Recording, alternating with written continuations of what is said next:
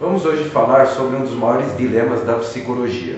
A sua função, a função do psicólogo deve ser o quê? Uma escuta ou uma intervenção diretamente?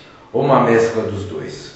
Porque no decorrer da história ficou a psicologia como uma espécie de uma escuta passiva. Isso uma herança, obviamente, da psicanálise, onde a intervenção era mínima, apenas quando houvesse a necessidade de uma análise devolvida ao paciente, de um conteúdo reprimido importante.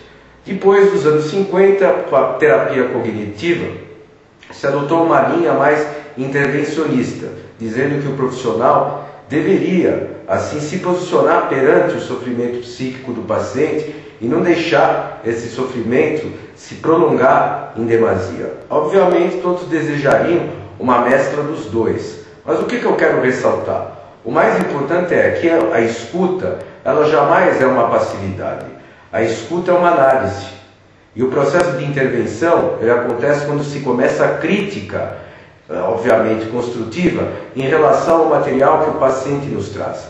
Isso é o mais importante, você devolver algo para esse paciente. Então essa crítica ela é vital no processo de transformação, pois o paciente ele já não tem mais referências daquilo pelo qual ele sofre, daquilo pelo qual até o trouxe ao consultório. Obviamente, o clima na psicologia hoje em dia, ele está muito mais receptivo, mas ainda há uma grande desconfiança por parte de ambas as partes. O paciente ele vem, mas não conta toda a verdade, apenas a parte do sofrimento que ele quer eliminar, e o próprio terapeuta desconfia muitas vezes da capacidade do paciente ir a fundo nos seus problemas. Essa que é a verdadeira questão. Então, a solução para essa contradição colocada, ela se dará quando houver um processo de confiança. Isso é de máxima importância na terapia. Sem a confiança mútua, não há nenhuma chance de cura, nenhuma chance de um tratamento bem sucedido.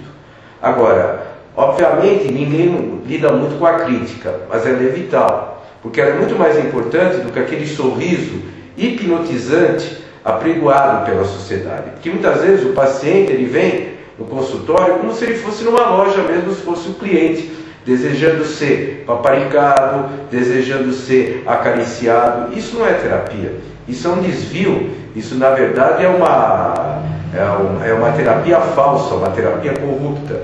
Não é que a gente está pregando aqui qualquer agressividade, muito pelo contrário, a gente está pregando atuação, a gente está pregando dinamismo, mas com receptividade. O terapeuta tem que ser um sujeito extremamente receptivo.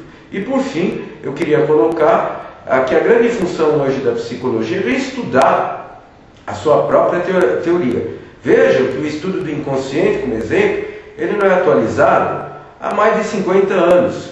E hoje as demandas são totalmente diferentes da época de Freud ou dos primeiros seguidores da psicologia, tipo Jung, tipo Adler. Então o que é o inconsciente hoje em dia? Como é que ele afeta as pessoas? Na verdade, sempre houve um equilíbrio entre consciente e inconsciente. Ora um produzia um material prazeroso, ora o outro trazia uma certa insegurança. Note que hoje está havendo uma união entre os dois, trazendo apenas desespero, estresse e doenças psicossomáticas para as pessoas.